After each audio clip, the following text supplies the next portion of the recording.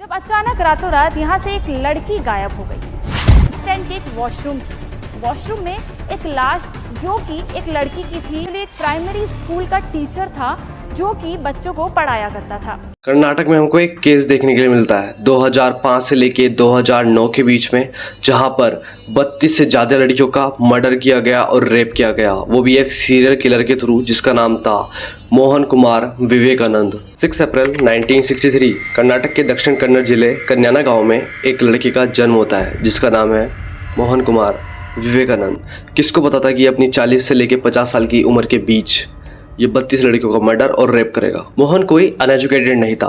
मोहन ने अपनी स्कूलिंग कर्नाटक के एक सरकारी स्कूल से की। अपनी 12th पास करने के बाद मोहन ने उसके बाद बीए इन फिजिकल एजुकेशन की डिग्री ली, वो भी दक्षिण कन्नड़ के एक गवर्नमेंट फर्स्ट डिग्री कॉलेज से। अब हम बात करते हैं मोहन के रिलेशनशिप्स के बारे में। मोहन की जो पहली वाइफ थी जिनका नाम था मैरी, उनसे उनका डिवोर्स हो जाता है। उसके पीछे रीज़न ये है, मोहन जो है हिंदू थे एंड मैरी क्रिश्चियन, तो वो उन पर थोड़ा सा प्रेशर बनाता है कि वो धर्म परिवर्तन करा ले, हिंदुइज्म को फॉलो करने लगे।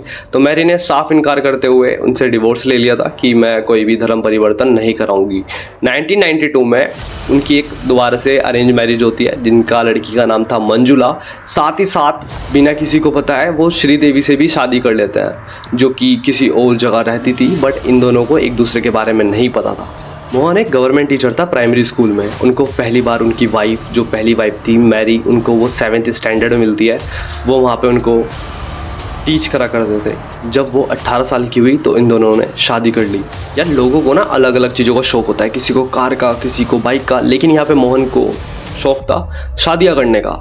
हाँ, तो उन्हें 32 लड़कियों को इस टाइप से फंसाया, ऐसी ऐसी चीज़ें की जिनसे उनको शादी करके उनको मारा, उनकी चीज़ें लूटी जो वो ज्वेलरीज वहाँ पे लेके आया करती थी। इसके बारे में हम पूरा भी डिटेल में आगे जानने वाले हैं। वो अपने इन कामों को कैसे अंजाम दिया करता था, मोहन ने ये कैसे स्टार्टिंग की, कैसे क्या सब हुआ।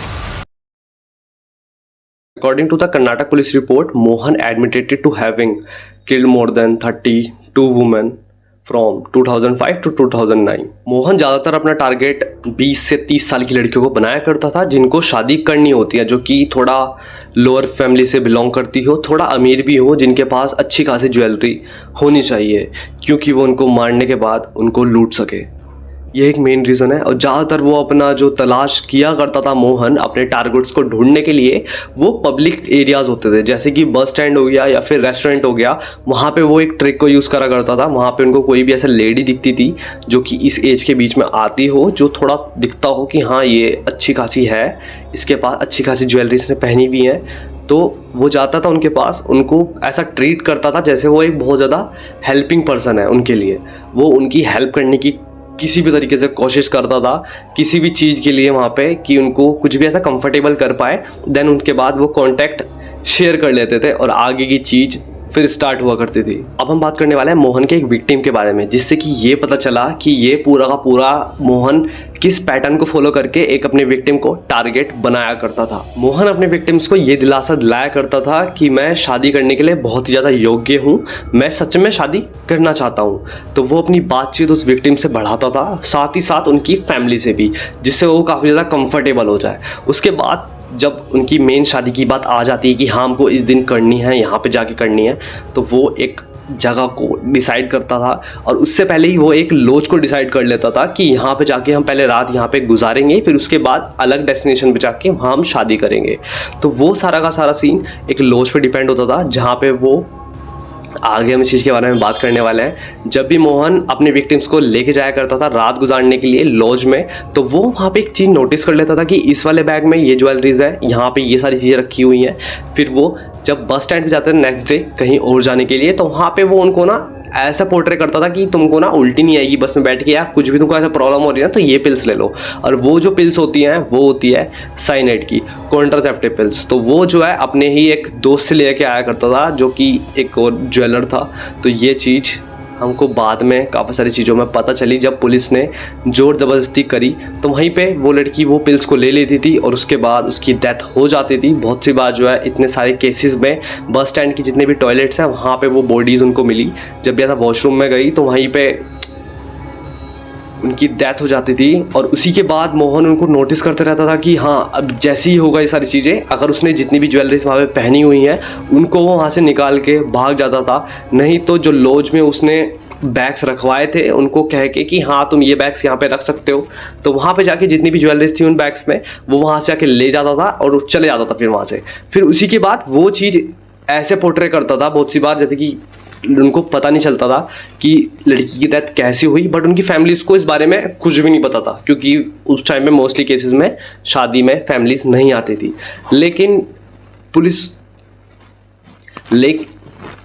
लेकिन मोहन जो है उनको कॉल करके ऐसे बताता था कि सब कुछ चीज़ें ठीक चल रही हैं, बस की थोड़ी बहुत तबीयत खराब है और ये कुछ दिन में ठीक हो जाएगी।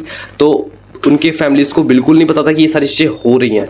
बट एक केस बनता है जो कि होता है कि 2005 से लेके 2008 के बीच में जितने भी केसेस हुए थे मोहन के, उनको पुलिस ऐसा ज़्यादा ध्यान नहीं दिया करती थी कि ये डेथ एक ही सेम रीजंस की वजह से हो रही है, क्योंकि जो पोस्टमार्टम की रिपोर्ट्स थी वो कर्नाटक में बहुत ज़्यादा लेट आया करती थी। उनका जो सिस्टम जो भी था वो बहुत ज़्यादा स्लो था, इस कारण इतने सारे केसेस हमारे सामने आए। ये पुलिस वालों की भी गलती है कहीं ना कहीं, और जो पोस्टमार्टम रिपोर्ट्स आती थी वो बहुत ज़्यादा लेट आया करती थी। तो पुलिस जितनी बार भी जो उनका केस रजिस्टर किया करती थी वो अनआइडेंटिफाइड के डेथ के केस में जो है वो सारी की सारी चीज़ें रजिस्टर हुआ करती थी। अब तुम स्क्रीन पे कुछ फोटो देख पा रहे होंगे, ये वो सारे विक्टिम्स हैं मोहन ने जिन सभी को टारगेट बनाया। फिर हमको एक केस देखने के लिए मिलता है 2009 में अनीता मूल्या का, जहाँ पे वो लड़की लापता हो जाती है। जितने भी वहाँ के लेफ्ट विंग ऑर्गेनाइजेशंस थी वो एक आवाज़ उठाती है पुलिस के अगेंस्ट लव जिहाद बोल के। तभी 2009 में पुलिस बहुत ज़्यादा स्ट्रिक्ट हो गई थी इस चीज़ को लेकर। फिर पुलिस एक टीम बनाती है जहाँ पे से वो स्टडी करते हैं जितनी भी उन्होंने रजिस्टर की थी अनडिफिटेड डेथ 2004 से लेके 2008 तक, उसमें क्या चीज़ें कॉमन है, क्या चीज़ें मिल रही है देखने के लिए। तो उनको सेम चीज़ मिलती है कि जितनी भी बॉडीज़ है वो बस स्टैंड पे मिलती है या फिर किसी रेस्टोरेंट के टॉयलेट्स में मिलती है, बस स्टैंड के टॉयलेट्स में मिलती है।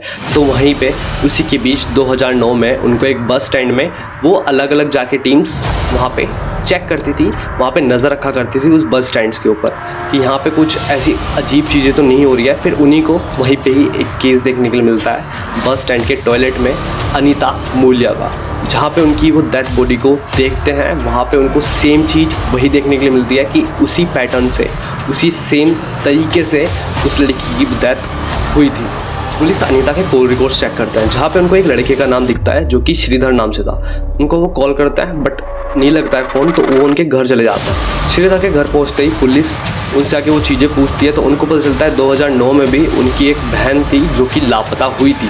तो पुलिस को एक ऐसा हिंट मिल जाता है उस टाइम पे कि जितने भी वहाँ पे लापता हुई हैं लड़कियाँ उनकी वो एक स्टडी करे।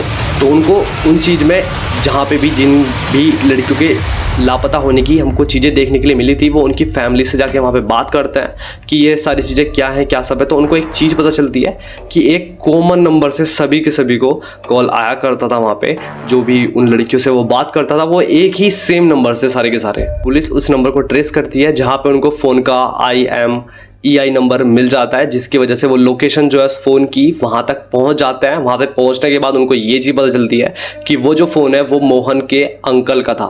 अब उनके जो अंकल थे उन्होंने ये चीज़ मानी है कि हाँ ये जो फ़ोन है वो मैंने मोहन को ही दिया था।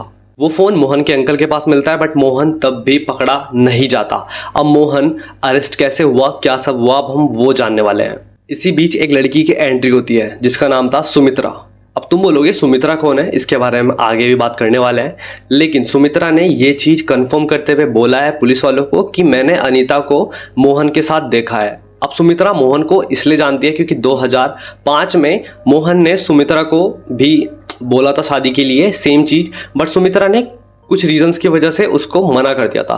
तो ये चीज़ जब पुलिस वालों को पता चली कि सुमित्रा नाम की लड़की ने इन दोनों को देखा है बस स्टैंड पे, तो वो कंफर्म हो जाता है कि ये भी जो काम है वो मोहन का ही है। तो सुमित्रा के साथ वो मिलकर एक प्लान बनाते हैं जहाँ पे सुमित्रा और मोहन एक दूसरे को तो जानते हैं बट ये चीज़ नहीं पता था कि वो एज अ ट्रैप काम करेगी मोहन के लिए। प्लान में पुलिस वालों ने सुमित्रा को कन्विंस किया कि वो मोहन को कॉल लगाए और उसको वो मिलने के लिए बुलाए उसी बस स्टैंड पे। तो वहाँ पे ये चीज़ हो जाता है जिसकी वजह से जो वो है पकड़ा जाता है। जैसे ही वो सुमित्रा से उस बस स्टैंड पे मिलने जाता है वहीं पे उसको पुलिस पकड़ लेती है और ये उसी टाइम का बिल्कुल जस्ट फोटो है।